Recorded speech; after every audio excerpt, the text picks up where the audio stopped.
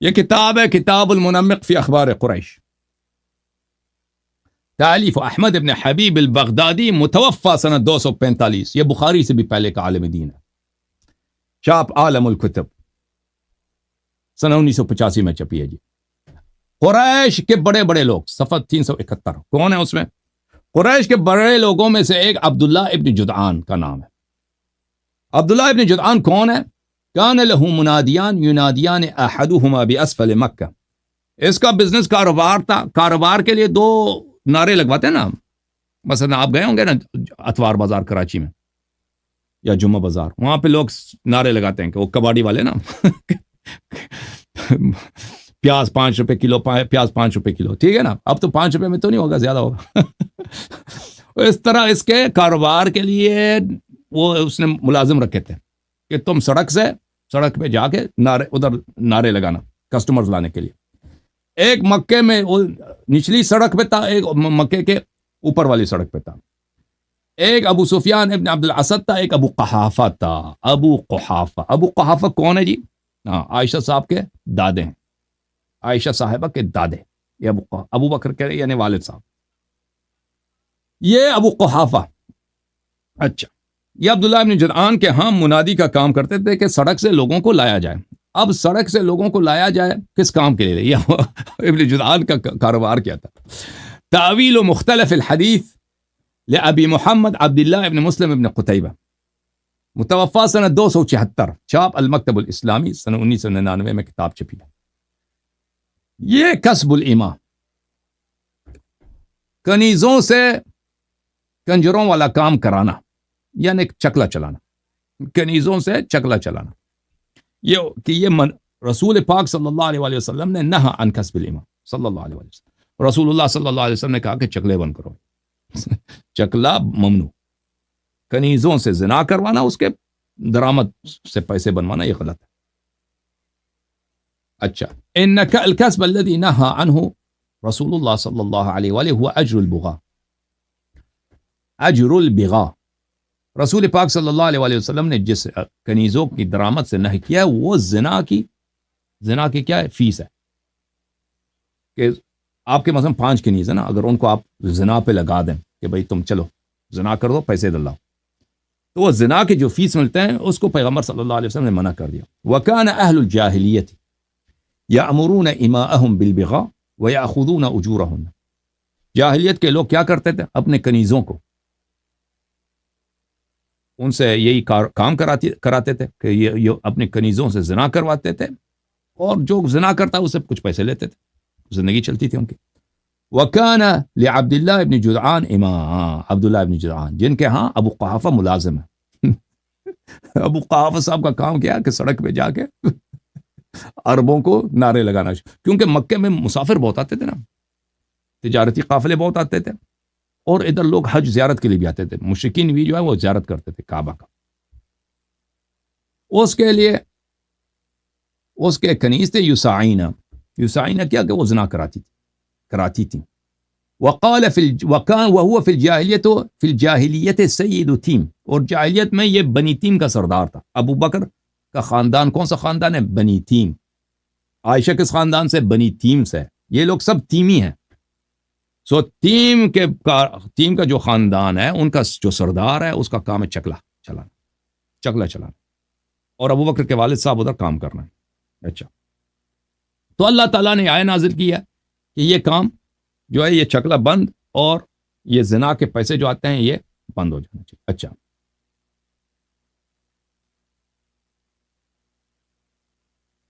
جب یہ پتہ چلا میرے محترم ناظرین، اب میں مختصر بتاتا ہوں، اس میں مصادر زیادہ۔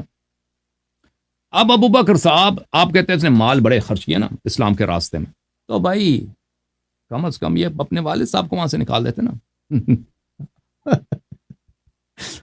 جس کے والد صاحب، ٹھیک ہے نا، ان کا کام کیا ہے؟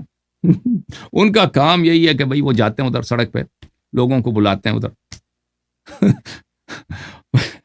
کنیزوں کے پاس لے کے آتے ہیں پکڑ کے، ٹھیک ہے نا۔ تو یہ کچھ پیسے خرچ کرنے تھے نا، اپنے والد کو خرچ کرتے ہیں پہلے، کیونکہ والد اگر مشرک بھی ہو تو اس پہ صلہ رحم ہو جاتا ہے۔ الٹا انہوں نے کیا کام کیا بھائی، یہ ملاحظہ فرمائے، المستدرک علی الصحیحین للحاکم النیسابوری الجزء الثالث، چھاپ سنہ 2002، ملاحظہ فرمائیے، یہ صفحہ نمبر 6 ہے، یہ حدیث نمبر 4600 کیا ہے 4267 4267 ذہبی نے کہا فی علی شرط مسلم، یہ بشرط مسلم، یہ حدیث کیا ہے صحیح ہے، بشرط مسلم حدیث صحیح ہے، علی شرط مسلم 4267 4200 علی شرط مسلم، بشرط مسلم یہ حدیث صحیح ہے۔ اسماء بنت ابی بکر عائشہ سے 10 سال بڑی ہے، وہ کہتی ہے، وہی اسماء جو عبداللہ ابن زبیر کی ماں ہے اور جس کو وہ طلاق میں وہ حدیث دکھایا تھا کہ وہ کیا کام کراتی تھی، ہاں کیا کام کراتی تھی بھیا، ہاں یاد ہے آپ کو اس کا بھی دکھا دیں اسماء کا، تاکہ بالکل طبیعت صاف ہو جائے۔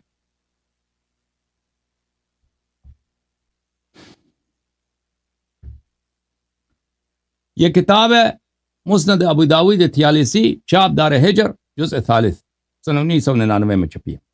ملاحظہ فرمائی، یہاں پر آپ کو لے کے چلتے ہیں صفحہ نمبر 208 میں،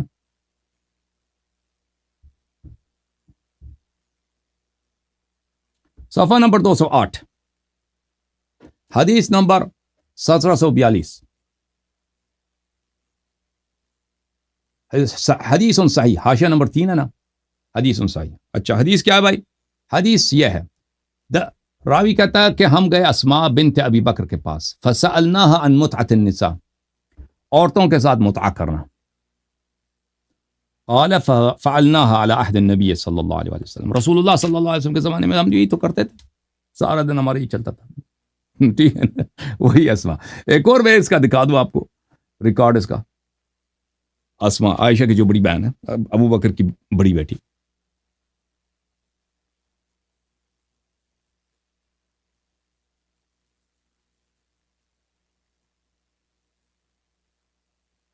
یہ بڑا مزہ آئے گا آپ کو۔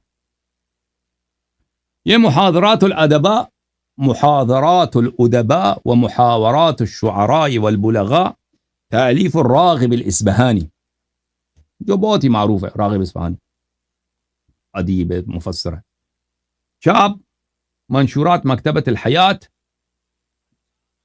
اچھا یہ کہ اس کتاب میں جزء ثالث میں ملاحظہ فرمائیے، ایک صفحہ نمبر 214 میں یہ ایک باب ہے جواز المتعہ، جواز المتعہ، اس میں عبداللہ ابن زبیر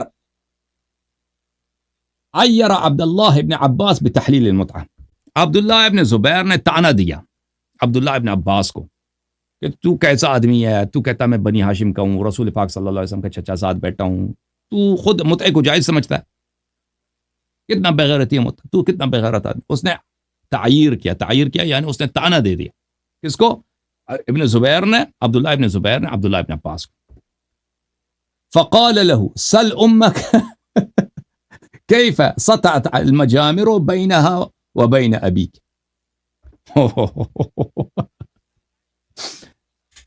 اس نے کہا جا اپنی ماں سے پوچھ لے بیٹے، اس نے کہا پتر جا اسماء سے پوچھ لے، اپنی ماں اسماء بنت ابی بکر سے پوچھ لے کہ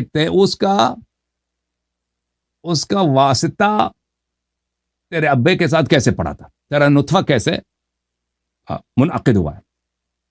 وہ گیا فقالت فسألها، عبداللہ ابن زبیر یہ اپنے ماں سے پوچھا یہ بوڑھا جو ہے، بوڑھا ہاشمی، یہ اندھا بھی ہو گیا تھا نا عبداللہ ابن عباس، یہ اندھا جو ہے مجھے اس نے تانے دیے کہ آپ نے کہتا متعہ جو اپنی ماں سے پوچھو، فقالت ما ولدتک الا فی المتعہ، اس نے کہا تو خود متعہ کی پیداوار ہے۔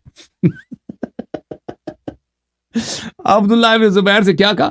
اس کی ماں نے، اسماء نے کہہ دی تو خود متعہ کی پیداوار، میں نے تیری پیدائش متعہ میں ہوئی ہے، ٹھیک ہے نا، پتہ چلا۔ اچھا اب جب یہ پتہ چلا، آتے ہیں واپس کتاب ہے مستدرک علی الصحیحین، المستدرک علی الصحیحین جلد نمبر 3 چاپ 2002، اس حدیث میں پہنچے تھے نا کہ یہ حدیث کا راوی کون ہے؟ اسماء بنت ابی بکر، جماعت مخالفین کا خالہ، کیونکہ عائشہ اس کی بہن ہے۔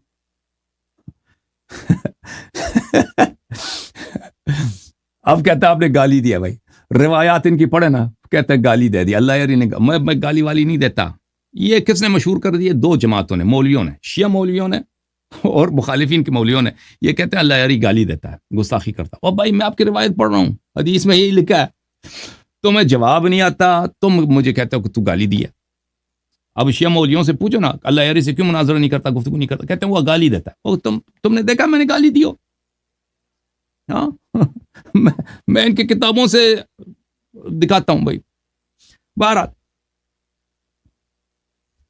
اسما کہتی ہیں لما توجہ رسول اللہ صلی اللہ علیہ وآلہ وسلم, جب رسول پاک صلی اللہ علیہ وسلم مکہ سے مدینہ گئے, ابو بکر بھی ان کے ساتھ گیا. میرے جد, میرے دادا ابو قحافہ, وہی جو عبداللہ ابن جدعان کے ملازم ہیں شکلے میں, وہ میرے پاس آئے. وقد ذهب بصره, وہ نابینا بھی تھے. فقال ان هذا والله قد فجعكم بماله مع نفسه, اس نے مصیبت کڑا کر دیا, رونا دھونا شروع کر دیا. یہی دادا نے, ابو بکر کے والد صاحب نے, کہ یہ سارا پیسہ اپنے ساتھ لے کے گیا. جتنا پیسہ, یہ خود بھی چلا گیا, پیسہ بھی ساتھ لے کے گیا, ہمارا پیسہ لے کے گیا. فقلت كلا يا ابتي فقد ترك لنا خيرا كثيرا فعمدت الى احجار فجعلتهن في كوة البيت. میں نے کہا نہیں دادا جی پیسے نہیں لے, پیسے بھی چھوڑ کے گئے. تو میں گیا وہاں سے, میں نے پتھر اٹھائے, پتھروں کو میں نے رکھا وہاں پہ. ہمارے گھر میں ایک طاقچی ہوتی تھی, طاق شیلف ہوتا ہے نا, شیلف, وہاں پہ ہم لوگ اپنے پیسے ادھر ہی رکھتے. تو وہاں پہ میں نے وہ پتھر رکھتے ہیں, اس کے اوپر میں نے کپڑا ڈال دیا. میں نے کہا ادھر ٹچ کرو. وہ آ کے آیا. وغطيت الاحجار بثوب ثم جئت, اس سے کہا فاخذت بيدي فوضعته على الثوب, اس کا ہاتھ اندھے کا ہاتھ لے کے آیا, میں نے وہ کپڑے پہ رکھا. میں نے کہا کپڑے کے اندر پیسے ہی پیسے, اس میں سکے ہی سکے, سونا چاندی. ہاں تو یہ خوش ہو گیا. فقال اما اذا ترك هذا فنعم, اس نے کہا ہاں پیسے. پھر تو ابو بکر نے اچھا کام کیا, پیسے نہیں لے کے گیا ہمارا. قالت والله ما ترك قليلا ولا كثيرا هذا حديث صحيح. اللہ کی قسم اسما کہتی سارا پیسہ لے کے گیا تھا. اور بھائی جو اپنے والد یہ کہتے ہیں کہ ابو بکر نے سارا پیسہ خرچ کر دیا اللہ کے راستے میں. اور بھائی اپنے والد کے پیسے بھی اٹھا کے لے گیا تھا. جو اپنے والد پہ رحم نہ کرے. اور پھر کہتا ہے اس کا فرار مجھے دکھاؤ. چلے بھائی آپ کی تمنا پوری کریں. ابو بکر کا بھی فرار دکھا دیتے. ابو بکر دا فرار بھی دکھانے نے. جی کتاب المستدرک علی الصحیحین للحاکم النیشابوری, چاپ دار الفکر. کتاب چھپی ہے کہاں پہ؟ دار الفکر جزء ثالث, بیروت لبنان میں چھپی ہے. یہ صفحہ نمبر ہے 258. یہ حدیث ہے 4393. 4393. ہذا حدیث صحیح, یہ حدیث صحیح ہے. 4393. 4393. وافقہ الذہبی فی التلخیص صحیح. ذہبی ناصبی نے بھی کہا یہ حدیث صحیح ہے, حاکم نے بھی کہا صحیح ہے. ٹھیک ہے. ہاں ان علی علیہ السلام, علی علیہ السلام نے ابو لیلی سے کہا یا ابا لیلی اما کنت معنا بخیبر, ابو لیلی آپ ہمارے ساتھ خیبر میں تھے. امیر المؤمنین علی علیہ السلام نے ابو لیلی سے کہا. ابو لیلی نے کہا بلا واللہ کنت معکم, اللہ کی قسم جی میں خیبر میں تھا. قال فإن رسول الله صلى الله عليه وآله بعث أبا بكر إلى خيبر فسار بالناس وانهزم حتى رجع. رسول اللہ صلی اللہ علیہ وسلم نے ابو بکر کو خیبر میں بھیجا جنگ کے لیے لشکر کے ساتھ. وانهزم حتى رجع, یہ باغ کے واپس آیا, یہ باغ کھار واپس آیا ہے. میں یہاں پہ یہ کہہ رہے تھے نا کہ ابو بکر کا بھی فرار دکھا دینا. اوکے بھائی دکھا دیا نہیں دکھایا. انہزمہ کا کیا مطلب ہے بھائی؟ کوئی کہہ دے کہ انہزمہ کا مطلب ہے فرار نہیں ہے. یہ کتاب ہے الافصاح فی فقہ اللغہ, تالیف دکتر حسین یوسف موسیٰ و عبد الفتاح السعیدی, ایک جو ہے المفتش الاول بالتعلیم الثانوی وعضو المجمع اللغہ العربیہ, عربک لینگویج کونسل کے وہ ممبران ہیں. جلد نمبر 1, کتاب چھپی ہے بلی مکتب الاعلام الاسلامی, شوال سنہ 4004 میں.